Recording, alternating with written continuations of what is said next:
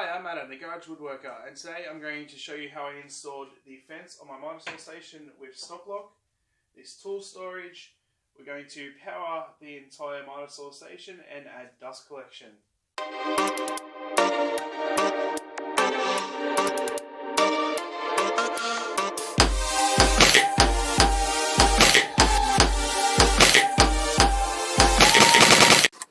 To power the router, I just bought an extension cord which I'm going to strip back, and then I'll just cut the power wire in half and add this switch in along it.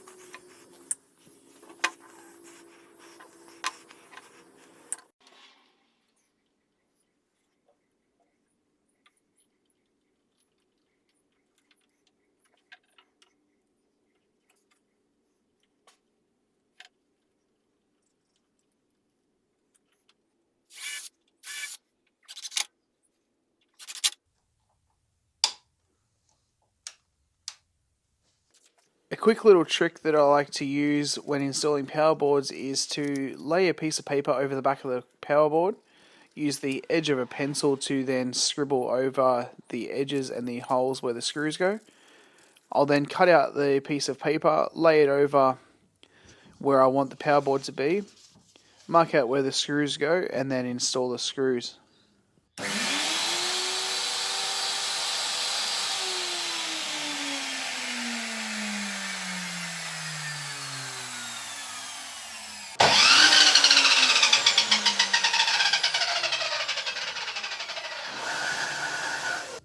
I then removed the fence from the miter saw station so that I could router in the T-slot for the stop lock.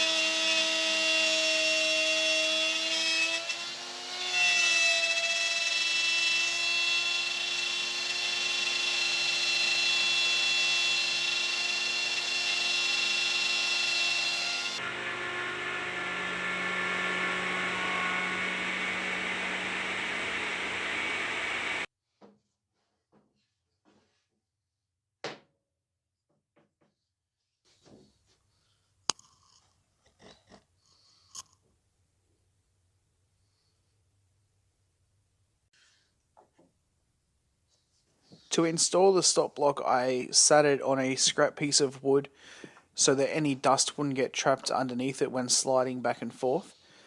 I then marked where the bolt lined up on the stop block and drilled out the hole for it.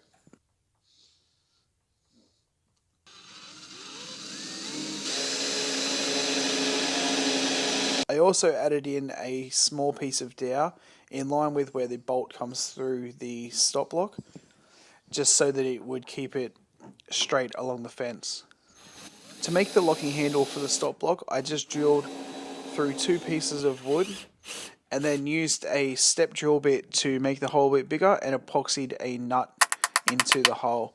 I then put the bolt through the nut just to make sure that it was straight, and then glued these two pieces of wood together.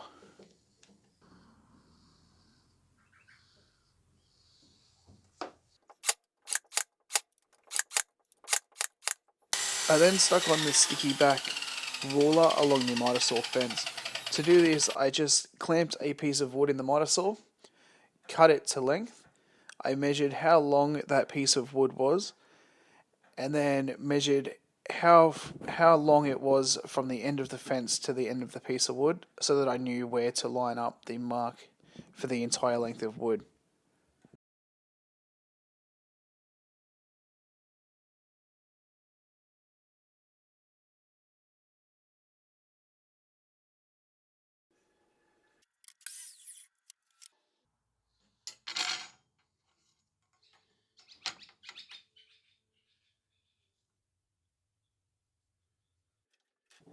Now that the glue was dry, I cut the corners off the stop block handle and then sanded it to its final shape on my disc sander.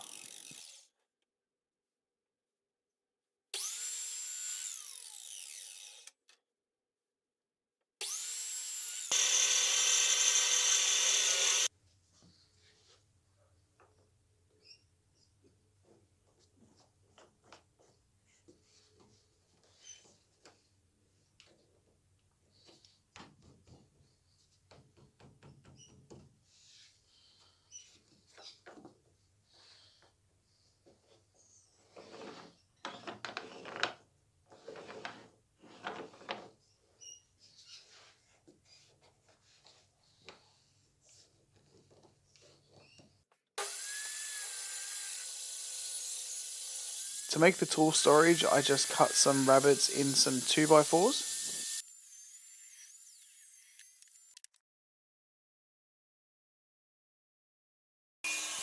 I cut some pegboard to the right width to attach underneath the top cabinet, and then cut it to length on the miter saw.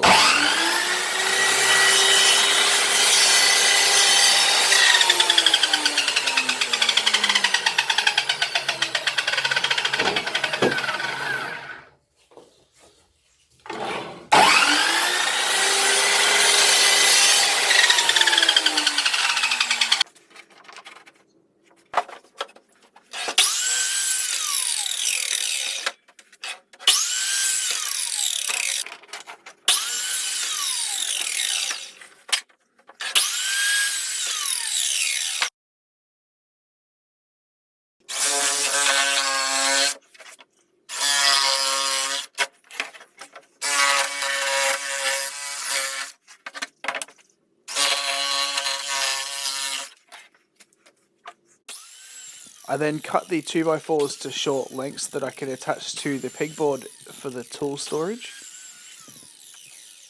I first attached a length of the 2x4 to the pegboard, and then I measured out how wide it needed to be for the next one for each tool, and repeated this process until the tool storage was completely finished.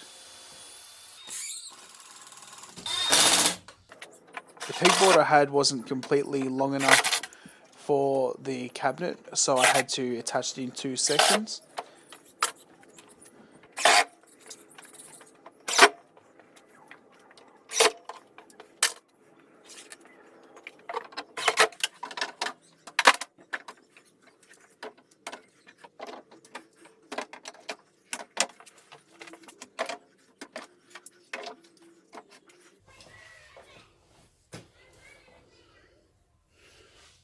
I then went through the process of making a double blast gate, but actually came to the realization afterwards that I wasn't actually going to use it. I will have another video on my channel this week that'll just quickly explain how I made it.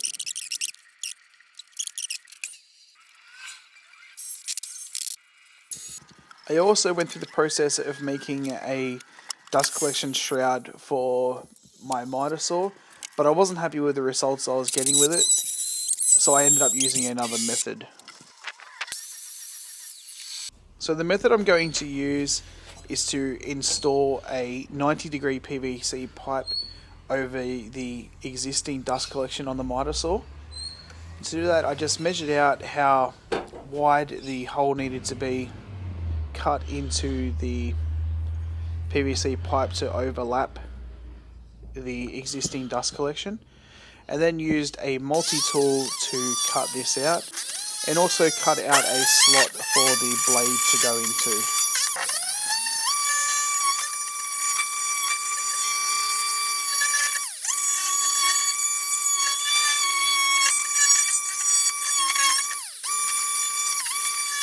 I then attached this to the existing dust collection with a screw.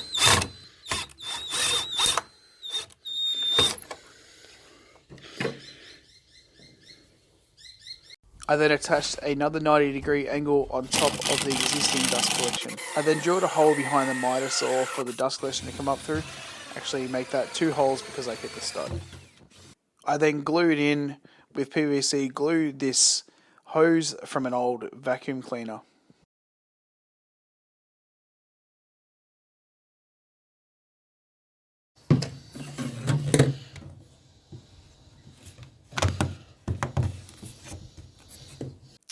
Now this is a shot taken before the dust collection, and also showing how much dust is left on the bench after making these cuts.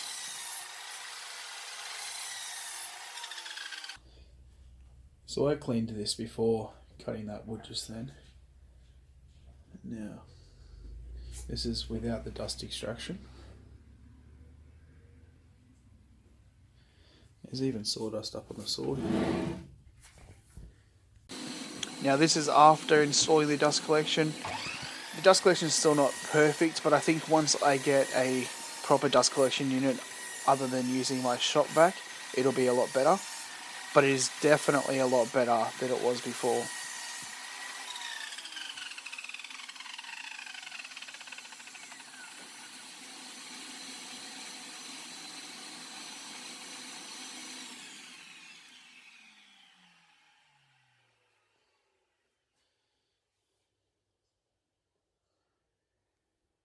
Next, I'm going to pull this lamp apart and make an arm that I can attach the hose to when using the router. I'm also going to build the dust collection in the router fence and attach dust collection to my belt and disc sander as well.